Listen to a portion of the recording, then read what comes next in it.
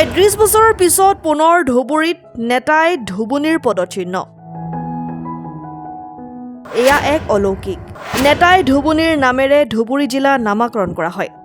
ধুবুৰীত থকা নেতাই ধুবুনী ঘাট অসম তথা ভাৰতৰ প্ৰাচীন গুৰুত্বপূৰ্ণ ঐতিহাসিক স্থানৰ ভিতৰত অন্যতম।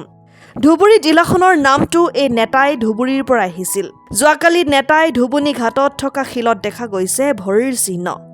এই ভৰিৰ চিহ্ন দেখাৰ লগে লগে ধুবুৰীৰ ৰাইজে উৎফুল্লিত হৈ পৰিছে। আৰু যিহেতু নেতাই ধুবুনীৰ ভৰিৰ চিহ্ন তাৰ বাবে ৰাতিপুৱাৰ পৰাই বিভিন্ন ধৰণৰ পূজা অৰ্চনা ভিৰ কৰা পৰিলক্ষিত হৈছে। কালিৰ এইটো ঘটনা কালি যেতিয়া আমি পাৰ্কত আহিছোঁ, অহাৰ পিছত আমাৰ এই নাও চালকজনে ক'লে যে নেতা ধুবুনী মাৰ ভৰিটো আকৌ ওলাইছে। তেতিয়া কোৱাৰ লগে লগে আমাৰ এটা উৎসাহ জাগিল। আমি সব বন্ধুবোৰ আমি তাতে গ'লোঁ। যোৱাৰ পিছত আমি নৌকাৰ পৰা এটা জাৰ্ক লৈ কিনে আমি ভৰিটো ভালদৰে ধুই মাকল দেখিলোঁ যে 2-2.5 ফুটৰ এটা ভৰি ওলাইছে। তেতিয়া মই আমাৰ ৰজক ফেমিলিৰ কেচিয়াৰক মই ফোন কৰিলোঁ।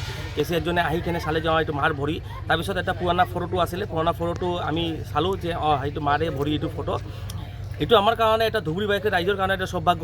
নেতা ধুবুনী নামতে ধুবুৰী নামটো, সেই ধুবুৰী নামত নেতা ধুবুনী মাৰ ভৰিটো 30 বছৰ আগত যেতিয়া ওলাইছিল, তেতিয়া আমি ক্লাছ 6, 7, 8 পঢ়োঁ, তেতিয়া ওলাইছিলে।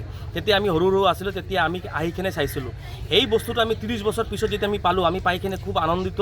আৰু এইটো আমাৰ কাৰণে বিৰাট এটা ডাঙৰ সৌভাগ্য যে আমি আকৌ এই মাৰ ভৰিৰ চিহ্নটো আমি চাব পাৰিলোঁ। যিটো মান্যতা আছে, মাৰ এটা ভৰি আছিল ধুবুৰীত, এটা আছিল গোৱালপাৰাত। তেতিয়া মায়ে কাপোৰ ধুইছিলে, দেৱ দেৱতাৰ কাপোৰ ধুইছিলে। তেতিয়া মানে এটা সেই টাইমত ভগৱানৰ এটা টাইম আছিল। তেতিয়া গুৰু নানক বাবা তেতিয়া ধুবুৰীত আহিছিল। তেতিয়া আমাৰ 5 পীৰ দৰগাৰ বাবা 5টা বাবা যিটো আছিল তেতিয়া ধুবুৰীত আহিছিল। সেই টাইমৰ এইটো কথা। সেই টাইমত তেতিয়া যিমান দেৱ দেৱতাৰ কাপোৰবোৰ আছিলে, তেতিয়া আমাৰ নেতা ধুবুনী মায়ে এই কাপোৰবোৰ ধুইছিলে। এইটো আমি জানো, ইতিহাসত এনেকুৱা লেখা আছে বুলি আমি গম পাইছোঁ। সেইটোৱে আমি এই কৰিছোঁ যে আপোনালোকৰ যোগেদি সকলো ধুবুৰীবাসী ৰাইজৰ, অসমবাসী ৰাইজক মই আহ্বান জনাম যে আপোনালোকে আহক, নিজে চকুৰে আহি কিনে চাব বস্তুটো যে ইমান এটা ডাঙৰ এটা ভৰি। আৰু যিটো আমাৰ এইটো ৰজক ফেমিলিয়ে আজি পূজাটো কৰিলে, আপোনালোকে আজি পূজাৰ ফটো ভিডিঅ' চিডিঅ' পাই যাব। আৰু বহুত মিডিয়া বন্ধুৱে তাতে কভাৰেজ কৰিছে।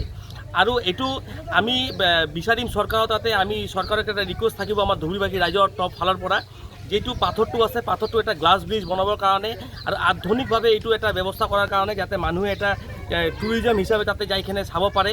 আৰু সেই পাথৰৰ যিটো ভৰিটো ওলাইছে, কাৰণ কি যেতিয়া পানীৰ বেছি থাকে তেতিয়া এইটো নোলায়। আৰু 30 বছৰ পিছত ওলাইছে, এইটো কাৰণে আমি আগতে কৈছোঁ যে আমি সৌভাগ্য। আৰু তাতে এনেকুৱা এটা মন্দিৰৰ এটা ব্যৱস্থা কৰিব লাগে, যাতে মানুহে আহি কিনে তাতে পূজা পাঠটো কৰিব পাৰে। ধুবুৰীৰ পৰা সামিউল হক চৰকাৰৰ ৰিপৰ্ট, N24 আছাম।